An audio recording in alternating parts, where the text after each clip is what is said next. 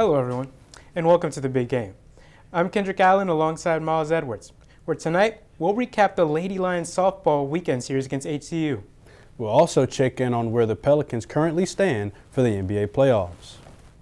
But first, let's see how the men's baseball team performed against the LSU Alexandria Generals and the fourth-ranked LSU Tigers. After losing a nail-biter against the LSU Tigers in early March, the Lions baseball team would win 5 of their next 6 games, defeating Tulane in both North Dakota State and St. Louis twice in following weekend series. The Lions would wrap up their 9-game home stretch when they hosted the LSU Alexandria Generals in a non-conference matchup. Could Coach Barbier and the team end their homestand on a high note for the city of Hammond? Big Game reporter Brendan Smith gives us the answers. Preparation for the highly anticipated rematch between the Lions and Tigers, Southeastern had to play host to one of LSU's system schools, the LSU A Generals. It all started in the top of the second inning, where after a fielding error and a walked batter, occupied third and first base, Christian Garcia would then step up to the plate and nail an absolute bomb into left field for the 3-run lead. After a half an inning for the Generals, where they knocked in a triple and a sac fly brought in a run, it was Southeastern back at bat for the bottom of the third and a new pitcher on the mound for the Generals. After Ryan Broom gets to first base on a fielder's choice, he would then go on to steal both second and third base and run home after an error by the catcher.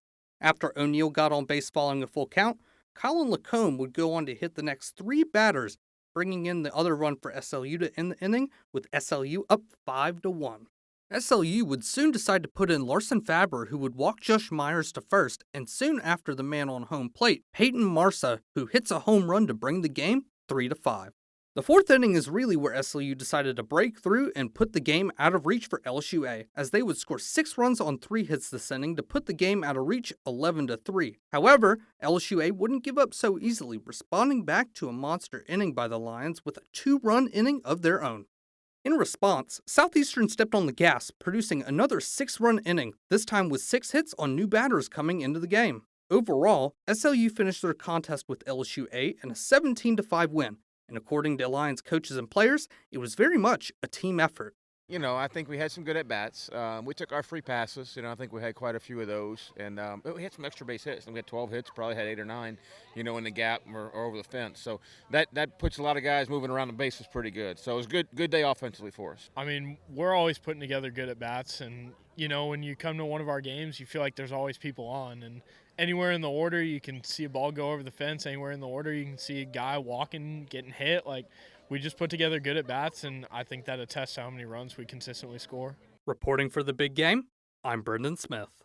The Lions baseball team opened conference play where they traveled to Northwestern State, taking that one 5-0 and Game 2 8-5, but dropped their series finale 8-11. 2 days later, Southeastern traveled to Baton Rouge to play the LSU Tigers. Could the Lions get their revenge against the Tigers at Alex Box Stadium? Let's find out. In the first inning, LSU's Paxton Kling opens up the scoring for the game by hitting an RBI double to the right that sends a runner home, and it puts the Lions on the board first here at home. Great start for the Tigers. Top of the second, Southeastern responds with their first hit of the game as Ryan Broom hits center field to take base, and that's what you want if you're Southeastern. In the same inning with bases loaded, Peyton Woods lines out to the first baseman, but just enough for the runner on third to put the Lions on the board again. Later in the inning, LSU still has trouble containing the Lions as Southeastern Cole Schrombroom hits a ground ball down the middle to keep the inning alive.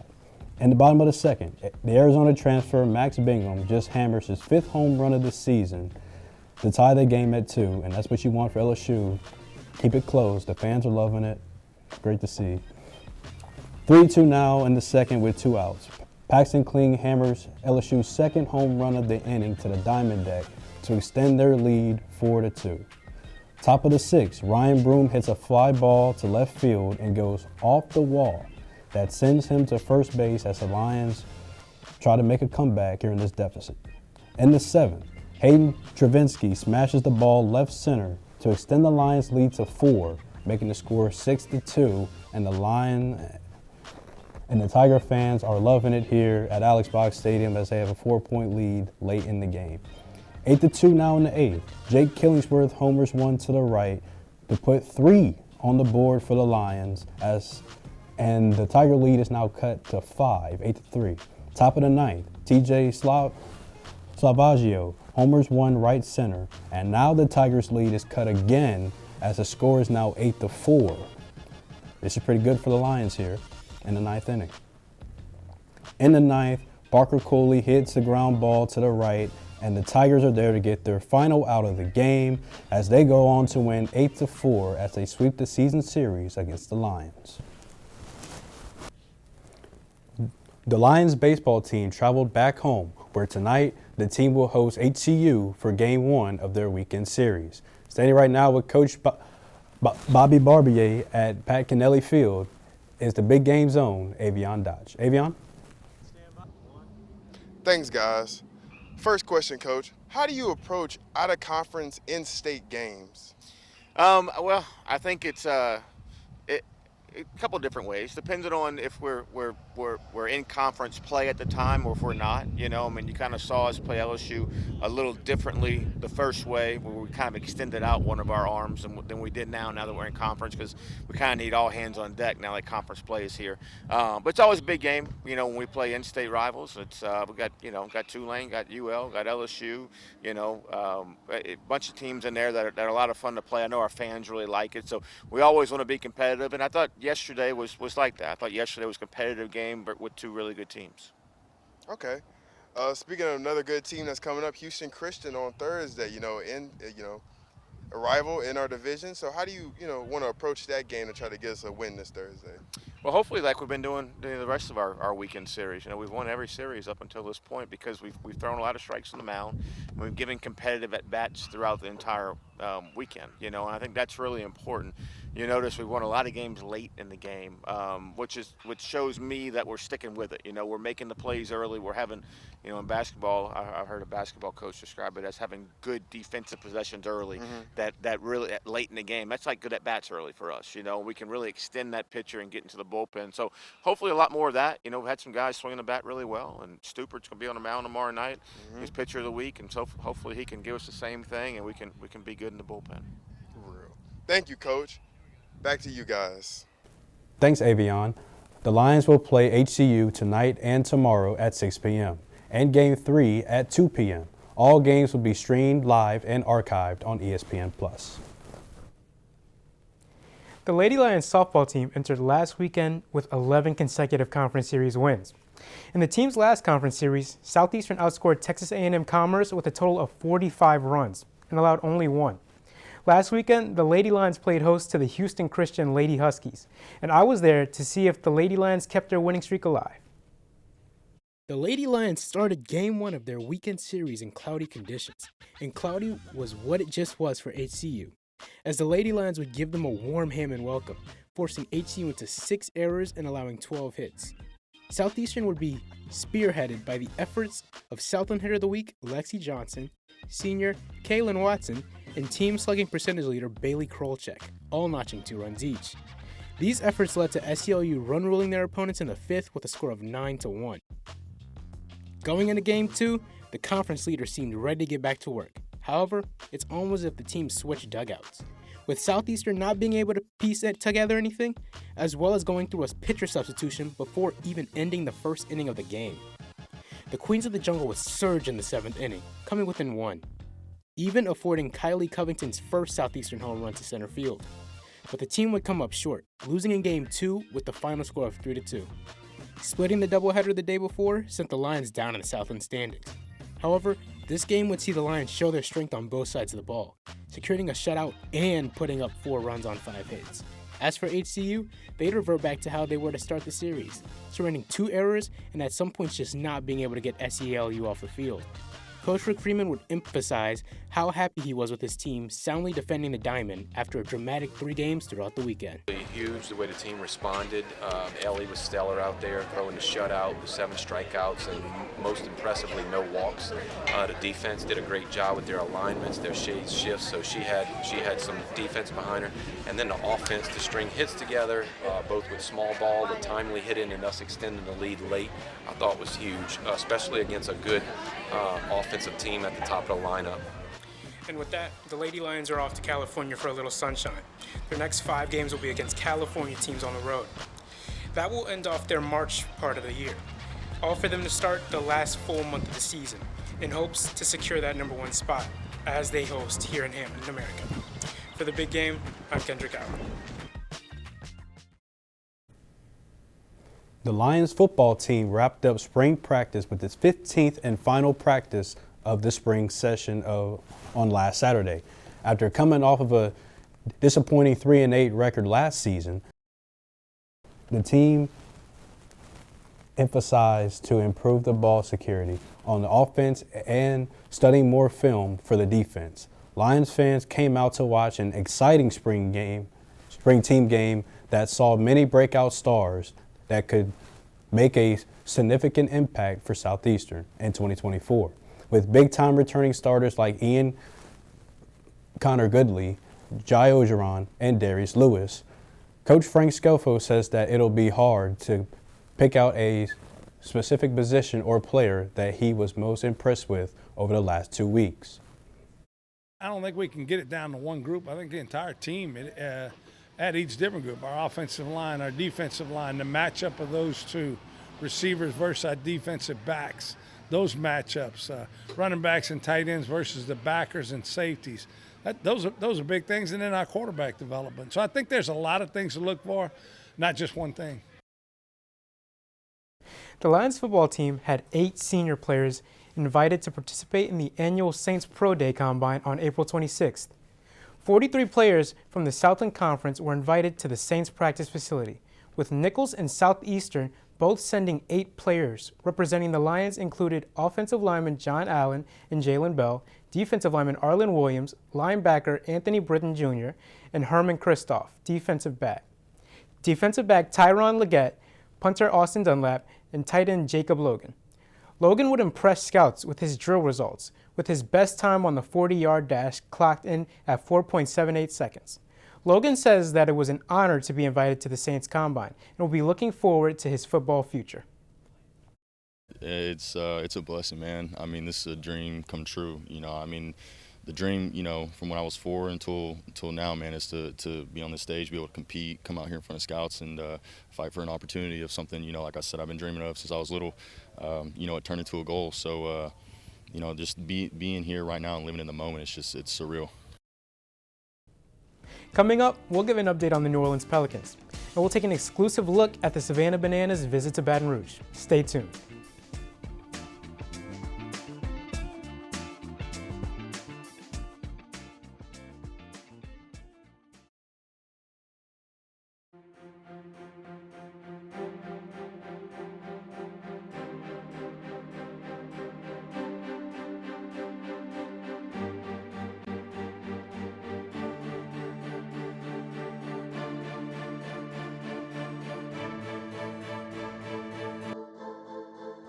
Watching it isn't the same as doing it. Maybe it's time to go outside.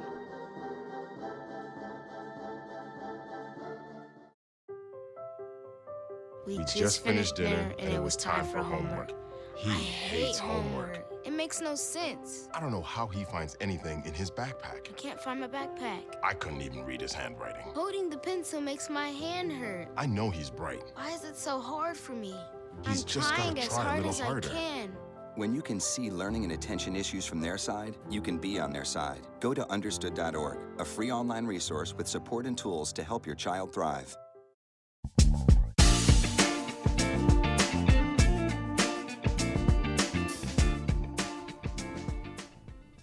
Welcome back to the big game. With the NBA playoffs taking place less than a month away, the New Orleans Pelicans haven't clinched a playoff spot quite yet.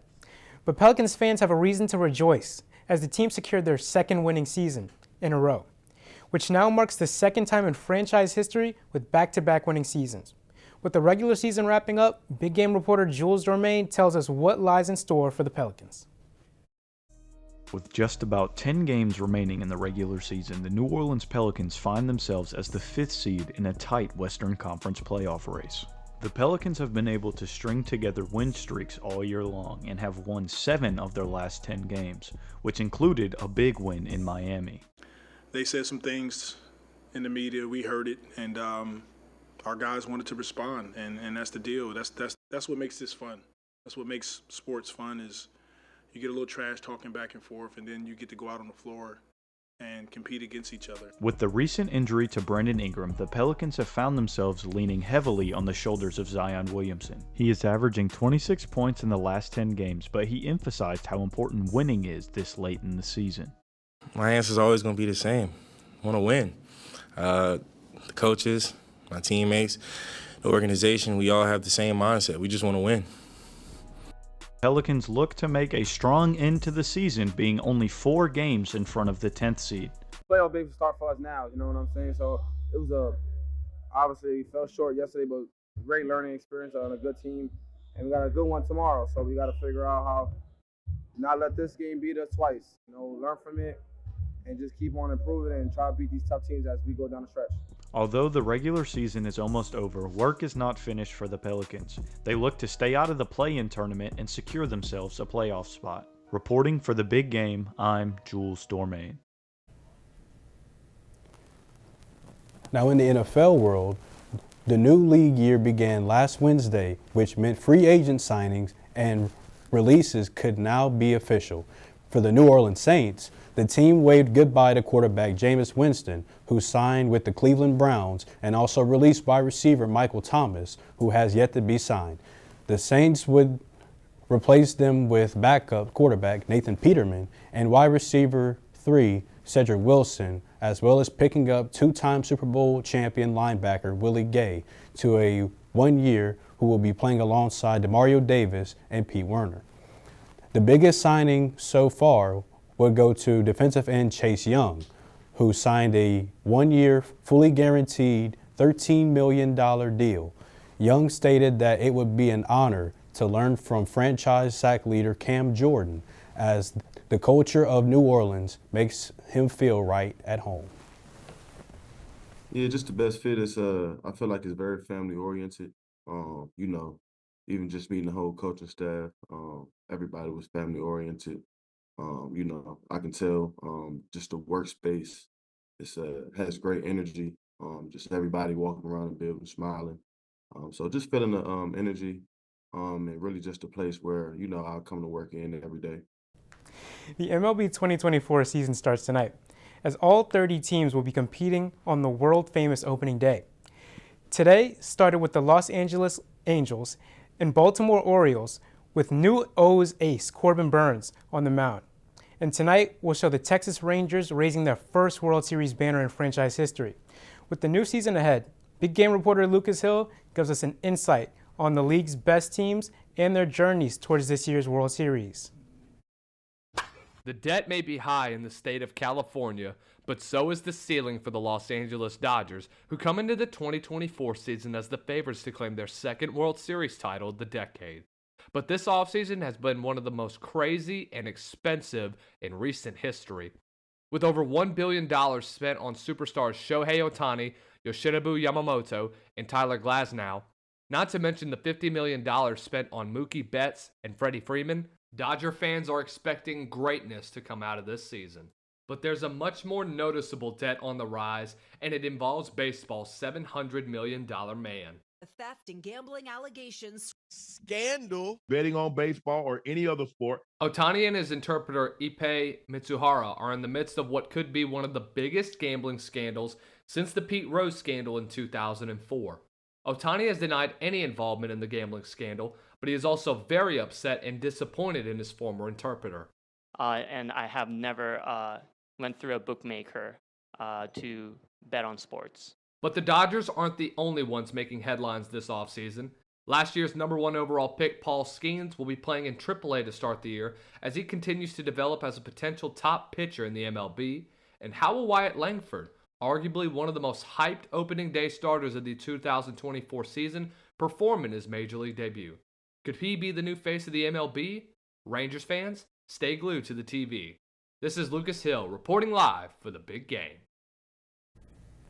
The internet sensation Savannah Bananas kicked off their world tour last February, starting off in Tampa Bay and traveling to Jacksonville and Houston before stopping in Baton Rouge to perform at Alex Box Stadium. Big Game reporter Eric Brignac gave us an exclusive look at America's most entertaining baseball team. At the front entrance of Alex Box, a sea of fans patiently waited outside the stadium and danced the time away until the gates unlocked. Why were so many people at Alex Box? It wasn't for Tigers baseball, but fans instead came to watch internet icons, the Savannah Bananas, perform for the Louisiana crowd. Every place that we go to, we kind of base all our dances and routines off of the community. So we have a lot of different dances based off of Mardi Gras or just the culture of Louisiana. Not only do the Bananas pay homage to the deep South culture, but they also relive memories for some of their players. So I used to play at Ole Miss back in 2019, and we actually played here. And it was a sold-out crowd then, but like the crowd now is a lot different than it was then. Here we're having a lot more fun, a lot more energy. We actually get to go into the crowd and hang out with the fans. So being back in Alex Box for the second time and another sold-out crowd tonight, it's going to be really fun. Not only is this Baton Rouge trip a stroll down memory lane and going out to line dance on Friday night, but Stilts had the time to discuss with me his most memorable moment. So before I had ever gotten a hit, like I got in the box, I just thought it was going to be another ground out. You know, I had never reached base, so I didn't know how it felt to do that on the stilts. And they threw me one a little bit outside, and I just oppo-tacoed it, you know, and I made it to first, and I've been getting base hits ever since. Hello, Savannah. I hope you're having fun and calling residents to spend time with y'all for this stop in sweet Baton Rouge. While the weather had called for thunderstorms, that did not put the Savannah Bananas under the weather, as they were able to complete an 8-inning game and win this ball game 4-2. It is forecasted that they will be exceeding 30,000 fans on their tour in Baton Rouge. That has LSU fans craving for this brand of baseball that is lickety-split. This is Eric Brignac reporting for the big game. Coming up, we'll go over our thoughts on the recent NFL rule changes in pick and roll. Don't go anywhere. The big game will be right back.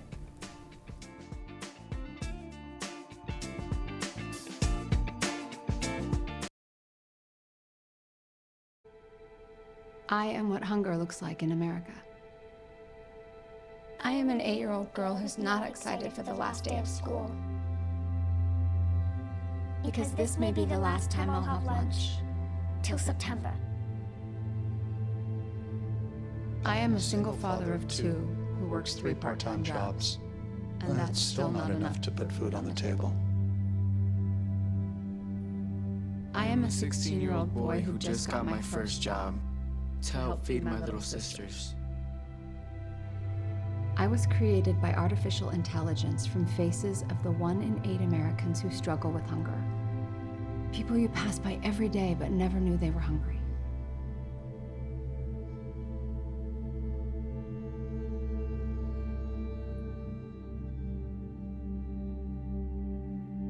Feeding America, 200 food banks strong.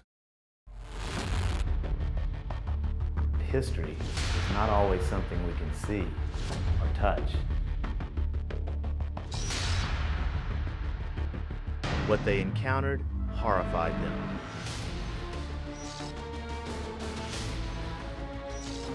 One of the most diabolical crimes in Louisiana history. There's no way this is real.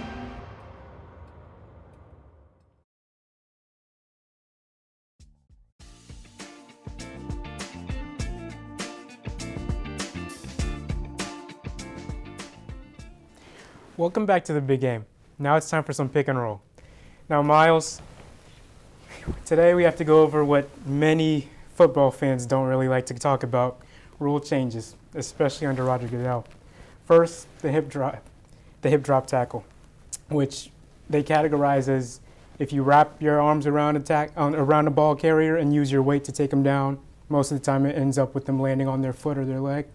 What do you think about that? Me personally, I mean, at this point, you might as well just put the flags on, because I don't know what's going on in that office or in the NFL. I don't know what they're doing, but what they're doing is they're taking the game away from us, the fans, the players. And I mean, you know, I get it, okay? You're trying to protect the players from getting their ACL, you know, torn, and I get protecting the players, but now you're making defensive players' jobs even harder, and I think that's unfair. I don't like this rule at all. Yeah, and I mean, you were an offensive guy when you played, so if even you're saying it, I don't know what exactly the NFL is thinking, making that call. But next we have the new kickoff. It's more of an XFL-style kickoff where everybody's kind of lined up one another. The kicker's by himself.